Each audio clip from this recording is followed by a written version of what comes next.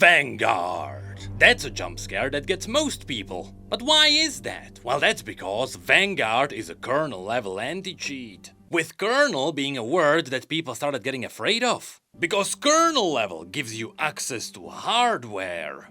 And that is bad. That is despite video games using kernel level anti-cheats for a decade. However, besides some people calling Vanguard spyware, the other criticism it got a lot is that Vanguard actually has to run from the startup. And so when it comes to the potato machines, sure, they do get a bit slower. But what if I told you that Riot was fixing it all? That's right, the reason why Riot is sticking to Vanguard is because, simply said, it works. And it works insanely well. In fact, right now, Vanguard is the industry-leading anti-cheat with a massive success rate. So far, they banned about 99% of all bots in all of their games, and they successfully find cheaters within 4 games with more than 95% accuracy. Which is a statistic that other games would cry for. But that's where Riot runs into an issue. They know that Vanguard works insanely well, which means they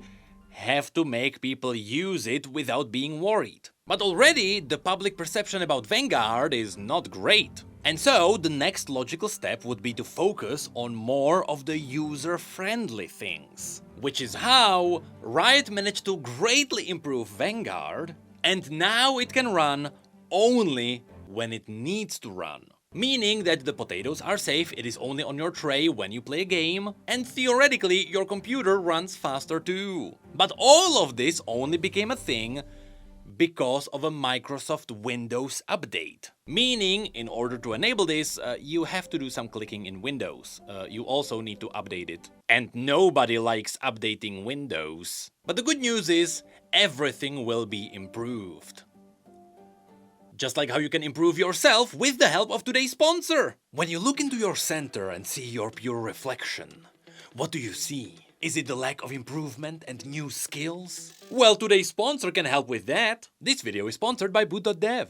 You see, boot.dev is specialized in one thing and one thing only. Helping you get really good with coding. But not through sitting in lectures or reading books. No, here you are put straight into the action, where you're given a task that fits your skills and is fixable with just a few lines. And with every line, you're not just reading letters. In reality, it is an adventure into a dungeon. And as you progress and improve your coding in languages such as Python, C or Go, you are slaying monsters, collecting loot, gathering experience and collecting achievements. All the things you would expect in an RPG game. And on this fantasy adventure, in secret you are actually getting yourself into backend development, which is still one of the highest paying jobs in the industry. And with the help of the Great Wizard Bear and the training grounds, you can keep giving yourselves more challenges to sharpen your edge even more. So give it a try yourself. With their 30-day no questions asked refund policy, there is not much to lose. So go to boot.dev and use my promo code Necrit to get 25% off of your first year. With that, you can easily fill up the hole in your center with new skills. Once again, many thanks to boot.dev for sponsoring this video. So, Riot dropped the Vanguard news in a really big package. I mean, since people like to nitpick details they don't really understand, Riot just dropped 15 pages of details on how things work and what you have to do. Spoiler alert, you don't have to do anything. But if you want some of the extra things, sure, you have to do some clicking. Meaning that now, after going through this massive article, if you say that Vanguard is doing something it is not, it only exposes your knowledge on anti-cheats. But if you are fine with not understanding things, don't worry, because we are going through this entire article, and I'll show you what you should be doing, as well as why Riot is doing this. So, this massive document starts with a funny sentence. Starting later today, the universally beloved anti-cheat product Vanguard will begin to support on-demand sessions from all sufficiently secure PC devices. Now notice the creative use of the word beloved, because Riot knows what's the reputation of Vanguard, despite it working really well. Which is also why we are here, trying to improve their reputation through transparency. Anyway, then they explain that on-demand means that Vanguard will no longer be running from startup. At least it won't if you opt into it. Because truth be told, even if it starts on startup, it's not really doing anything on your computer. But it also means that if you shut Vanguard down and then you decide to play a game, you won't have to restart your PC anymore. However, again, this will only work if your PC has some security requirements. For example, Windows can now do its own safety checkup. Meaning that with the right options toggled on, Vanguard can just ask Windows, hey, is it okay? And it will say yes. Hopefully. Which is where you might be wondering, well, why didn't Vanguard work like this the entire time? Well, the answer is, up until this moment, it couldn't. And it also has to deal with how cheaters decided to cheat. By actually installing questionable ransomware instead of securing their own operating system. And so, in the next part, Riot confirms that all of this is optional. You actually don't have to do anything and Vanguard is gonna work just fine. And in the majority of the cases, Vanguard will still have little to no impact on your PC. But in such cases where you would only want to run Vanguard when you play the games, or if you are insecure about what is on your PC and you think that Riot is spying on you, we get some instructions on how to make Vanguard on demand. So first of all, if you have a relatively new machine, which should be about 35% of all the people, all the requirements should already be checked. And after the next time Vanguard updates, if you click on it on your tray, there will be a new option to switch over to the on-demand. After that, Vanguard will disappear and it will only pop up when you play a Riot game. However, if you are in the other 65% of older machines, you will have to do some clicking in Windows, and thankfully, Vanguard is making the clicking easier for you. Because in these cases, if you open up Vanguard and your system is not ready, it will give you a list of requirements and what requirements you have already met. And if you click on any of these, Vanguard will actually give you a link to the manufacturer who should have the documents on how to enable all the settings. Now, unfortunately, the specifics will depend on what hardware you have, but Vanguard should at least get you to the right spot.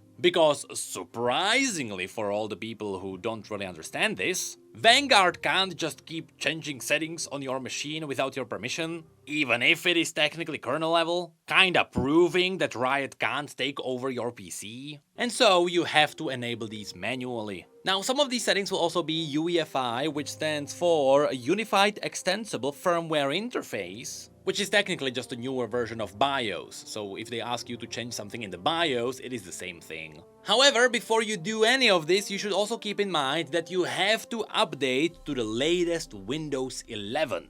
And there is a really good reason why, which should come back at the end of this video. But even this update technically has a lot of requirements that have to be met. But thankfully, again, the vast majority of modern machines should have all the requirements, so you can just update your Windows. And that is what really brings us to the question, why is on-demand only available now? And well, the answer isn't actually that easy. Once again, it has to do with the way that cheaters cheat, which is what the post dives into next. And a quick editor's note, I like how much fun Riot had with this post. They even talk about themselves as the indie game studio Riot Games. And when they mock the cheaters, they actually write a screenplay for them. That's creative. Anyway, then the article actually goes through the cheating history. As we quickly go through this, it mentions how devs always tried to slow the cheaters down, and how they started detecting specific cheats, and how after even Riot's own spicy history, today they only have about 0.7% of all of their games have a cheater in them. That includes both League and Valorant. So you have to play more than 100 games to find one cheater. After which we also get a chart that shows us what kind of cheats are being used. At the top with the pinks and purples, you have the big boys. Those are all the cheaters who usually need hardware to actually plug into their computer to bypass kernel level. But as we learned in the last post about Vanguard, it can actually brick the machines. Which doesn't brick them, the cheaters just don't know how to repair them. Then there are also pixel bots, which are more sophisticated cheats. Yes, Vanguard also detects those. And anything in the yellows and below are cheats that students found on dark web and they thought they struck gold and their entire machine got corrupted. And so since it is the kernel level that is problematic, next the post dives into that. Long story short, people can use hardware to infect their entire Windows, which kinda bypasses kernel level. Meaning that if Windows is infected and it does its own check and it says, hey, I'm fine, while not really being fine, that's not good. And that's how the kernel level race started. And surprisingly, the cheaters actually have 6 different ways to try and deal with this. First of all, the cheaters can actually buy their own certificate to make their driver legit. Meaning that even though it is a cheat, if Windows thinks it is just a driver, it can't do anything about it. The issue with this is that in order to get a clean certificate for your driver, you have to register as a company that holds the license. And most cheaters will not want to have their own name somewhere in the public. Also, apparently, it costs $600 a month to keep the license legit. So the other option is to just fake the drivers. Here people do it by finding loopholes in hardware that they buy somewhere. Since all hardware should have their own drivers, what if you find an RGB keyboard that has a loophole in it? Well, in that case, you should be able to install your own driver through the keyboard. Of course, anytime there is a known problem with one of these pieces of hardware, the manufacturers always revoke the license and make a new one, but even for a brief period of time, these things can be used to cheat. Then there is the third option, which is the direct memory access. We talked about this one last time. It's where the people buy the big machines that interrupt the game's memory, after which Riot catches them anyway, and bricks their expensive machine. Which is not bricked, it can be repaired. And apparently there is also a very questionable way to cheat. Simply said, people can use a bootleg version of Windows on a USB, and when they launch their PC, they can load the Windows from that disk, and as it loads in, they can inject whatever they want into it. The problem is that this software is usually bought off of the internet, where those people can put anything they want into your own computer. And so of course, in the vast majority of the cases, it is full of ransomware. And all the cheaters get screwed over. Then there is also a similar way to cheat using virtual machines, where you can run an entire fake computer inside your own computer that fakes Windows. But apparently it is not too difficult to figure out if a cheater is running from a virtual machine. And lastly, people can also brute force kernel level. But Vanguard is kinda known for dealing with that. And so in the next part, Riot talks about exactly that. They know that they are not the first ones to do kernel level anti-cheat,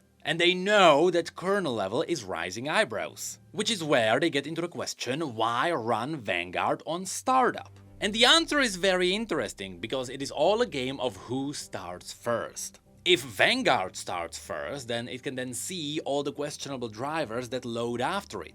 But if it does not start first, well, then it's useless, because what if the drivers already loaded before it? I mean, technically, unless an app is kernel level, it always loads up after the drivers. Meaning that Vanguard launches on startup, that is during the kernel level phase before anything else loads up, after which it can see all the questionable things that would like to get loaded up. And if nothing questionable loads up after the startup and before a game launches, then it's obvious that everything is clean. But if not, that's when Vanguard kicks in. And that is also why Vanguard had to launch on the startup of your PC.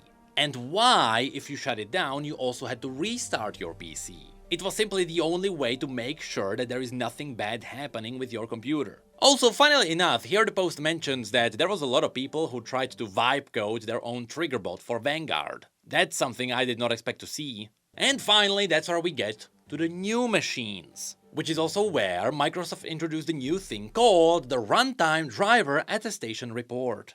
Essentially, Windows now gets a proper list of all the drivers that load up. And anytime after the boot up, if there is anything else that also loads up, it gets added to the list. Meaning that now Windows natively does what Vanguard did before. And so now, if you shut down Vanguard and then you reopen it, all it has to do is to check the log in Windows and be fine. And that makes a full circle that brings us to the beginning. There we had the requirements needed for the update of Windows 11.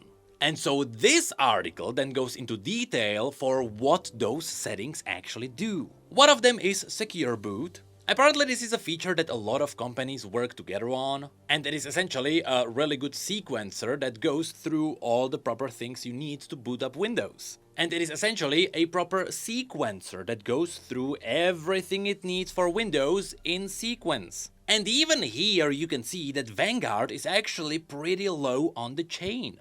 So it does not have access to things that you wouldn't want it to have access to. Then there is Trusted Platform Module 2. This is a module that actually does all the driver attestations.